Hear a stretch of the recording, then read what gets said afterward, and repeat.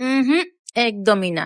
জীবনে ভুল করেও এই ৪টি ভুল কখনো করবেন না। ১ নাম্বার, ফালতু খরচ। পয়সা এমন করে বাঁচাও যেরকমটা ঠিক মরুভূমিতে মানুষ পানি বাঁচিয়ে চলে।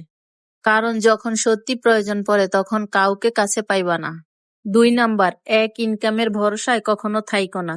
কারণ একজন মানুষ যতই শক্তিশালী হোক এক পায়ের উপরে বেশিক্ষণ দাঁড়িয়ে থাকতে পারে না। ৩ নাম্বার, পুরো জীবন চাকরির পিছনে কাটিয়ে দিও না। সুযোগ থাকলে নিজের একটা ছোট বড় ব্যবসা শুরু করে দাও। তাহলেই তুমি নিজের স্বপ্নগুলি পূরণ করতে পারবা। ৪ নাম্বার, ফালতু ফাটি লোক দেখানো বড়লোকি চাল। যত পারো কম দেখাও। কারণ লোকে বললেই ধনী হওয়া যায় না, ধনী হতে হয় নিজের পায়ের নিচের মাটি শক্ত করে।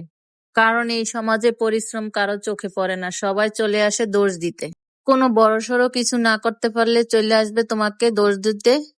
আর যদি ভুল করে বড়সড় কিছু হয়েও যাও বা সাকসেস হয়েও যাও, তখন টুকুস করে তোমার কপালে একটা টেক লাগিয়ে দিবে।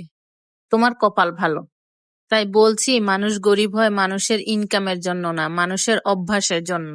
যদি তুমি ৫০ টাকা ইনকাম করো আর ৫০ টাকাই খরচ করো, তাহলে লিখে নিতে পারো আগামীকাল তুমি ১ লক্ষ টাকা ইনকাম করলো, তুমি গরিবই থেকে যাবা। সমস্যা এটা না যে তোমার পকেটে কত টাকা ঢুকতেছে, সমস্যা এটা যে তোমার পকেটে কত টাকা টিকতেছে। আর এই যে বন্ধু বান্ধব আত্মীয় স্বজন এদের আশায় পড়ে আছো না, এদের কথা ভুলে যাও। বিপদে এরা কেউ সাহায্য করবে না। কারণ বিপদে পড়লে মানুষ শুধু জ্ঞান দেয়, টাকা না। যখন হাসপাতালের বিল হাতে আসে আর চাকরি চলে যায়, তখন মোবাইলে থাকা কন্টাক্ট লিস্টের নাম্বারও কাজে দেয় না। ওই সময় একটা জিনিসই তোমার চোখের পানি মুছবে, সেটা হলো তোমার জমানো সঞ্চয়। এই জন্য আজকে খরচ কমাও, যেন কালকে কারো কাছে হাত পাততে না হয়।